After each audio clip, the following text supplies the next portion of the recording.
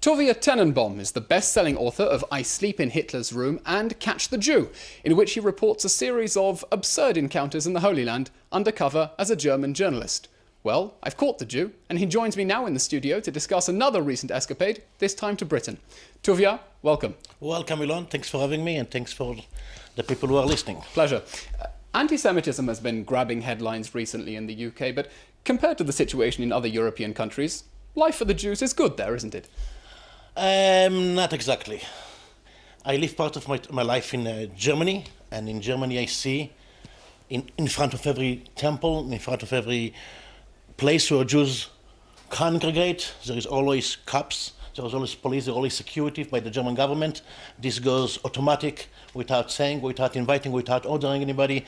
You make a little something, and outside the building you'll see cops patrolling, and that's because the German government is afraid that something bad will happen. Oh, I mean, there's definitely a police presence. But it's much more. I've been out I spent some time, about 3 weeks in Britain, London, Manchester, and other places, and I was shocked to see what's happening there. I was invited to speak about this book, Catch the Jew, and by the Jewish students from University of Cambridge. And getting off the airport, there is a car waiting, of course, to pick me up. I went with my wife, easy.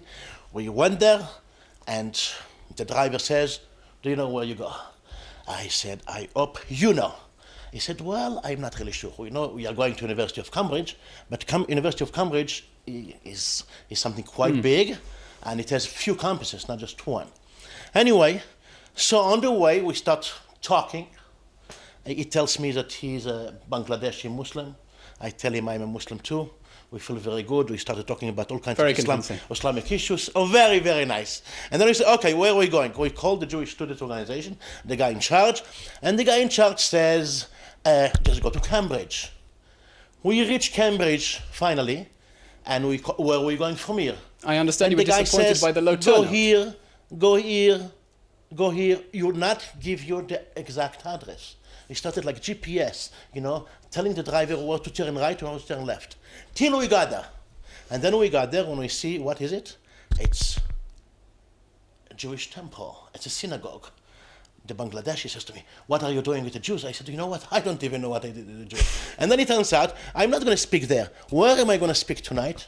In the campus university. Nobody can tell me. Nobody's going to tell me. It's a top secret. Tuvia, Tuvia, we only have a few minutes. You claimed later that Cambridge students were scared of anti-Semitism, and that was the reason for the low turnout in the talk. The turnout was very simple. Right, but afterwards, the president of the Jewish Society cited the sheer abhorrence of your views for the low turnout.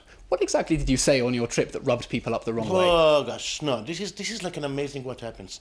Anyway, so the reason why people did not show up is because they didn't put it on Facebook, they didn't put it anywhere, and then I said, I had a person I know from Cambridge who wanted to know where I'm speaking this evening, but on your I couldn't tell him. On your trip in the UK, you managed to cause a stir by calling the New Israel Fund, Lord Mendelssohn, and Jewish students at Cambridge self-hating Jews. Are you trying to be provocative? No. I spoke in a Kinloss synagogue that was packed with hundreds of people.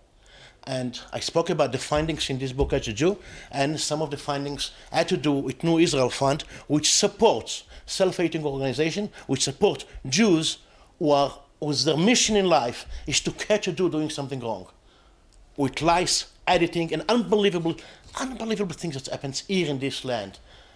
And what do you think is motivating that? Lord Mendelssohn raised his hand after I said what I said, and he said, and that witnessed 500 people, killers, and he said, "After listening to you, it reminds me that I did not give my contribution my yearly contribution or whatever for NIF, New Israel Fund, and after listening to you, I am going to increase."